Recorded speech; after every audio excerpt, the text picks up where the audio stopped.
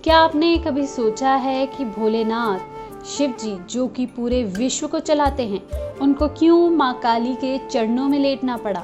क्यों माँ काली ने उनके सीने पर पांव रख दिया? अपने ही पति के साथ ऐसा सलूक माँ काली को क्यों करना पड़ा? आइए हम आपको बताते हैं। शारदीय नवरात्र के 7वें दिन माँ कालरात्रि की पूजा होती है, यानी माँ काली की पूजा होती है। मान्यता है कि उनकी आराधना से शत्रु बाधा पास तक नहीं आती और भक्त अजय शक्ति प्राप्त करता है। अब जानते हैं उस रहस्य को जिसके कारण माँ काली ने बाहर निकाली थी अपनी जीभ। पुराणों के अनुसार जब असुर रक्त बीज और देवताओं के बीच भीषण युद्ध हुआ तो हर वार से उसके शरीर से जो रक्त गिरा वह धरती पर नए दैत्य पैदा कर रहा था। उसे हराना लगभग असंभव हो गया। तब देवता शिव जी के पास गए और समाधान मांगा। भगवान शिव ने माँ पार्वती से प्रार्थना की और उन्होंने विकराल रूप धारण कर माँ काली का अवतार लिया। माँ काली ने रक्त बीज का संहार किया और उसके रक्त की बूंदें धरती पर ना गिरें, इसके लिए उन्होंने अपना खप्पर भर भर कर उसका रक्त पिया।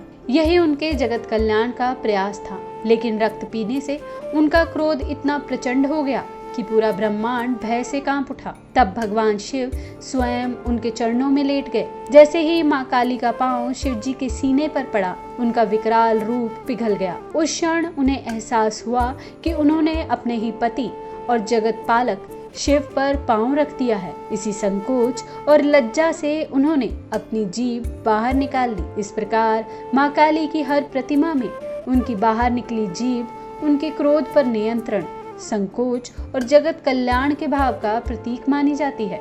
जय माता दी। क्या आपने कभी सोचा है कि भोलेनाथ शिव जी जो कि पूरे विश्व को चलाते हैं, उनको क्यों माँ काली के चरणों में लेटना पड़ा?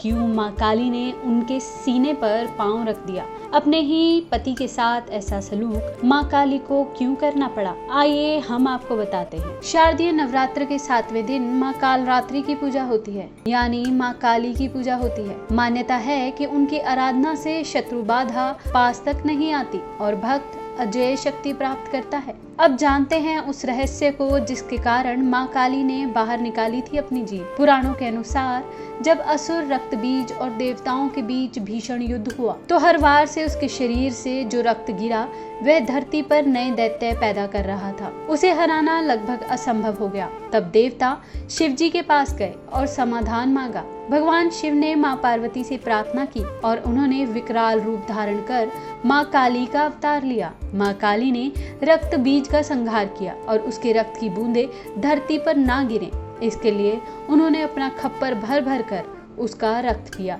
यही उनके जगत कल्याण का प्रयास था। लेकिन रक्त पीने से उनका क्रोध इतना प्रचंड हो गया कि पूरा ब्रह्मांड भय से कांप उठा। तब भगवान शिव स्वयं उनके चरणों में लेट गए। जैसे ही माँ काली का पांव शिव जी के सीने पर पड़ा, उनका विकराल रूप पिघल गया। उस क्षण उन्हें एहसास हुआ कि उन्होंने अपने ही पति और जगत पालक शिव पर पांव रख दिया है। इसी संकोच और लज्जा से उन्होंने अपनी जीभ बाहर निकाल ली। इस प्रकार माँ काली की हर प्रतिमा में उनकी बाहर निकली जीभ उनके क्रोध पर नियंत्रण, संकोच और जगत कल्याण के भाव का प्रतीक मानी जाती है।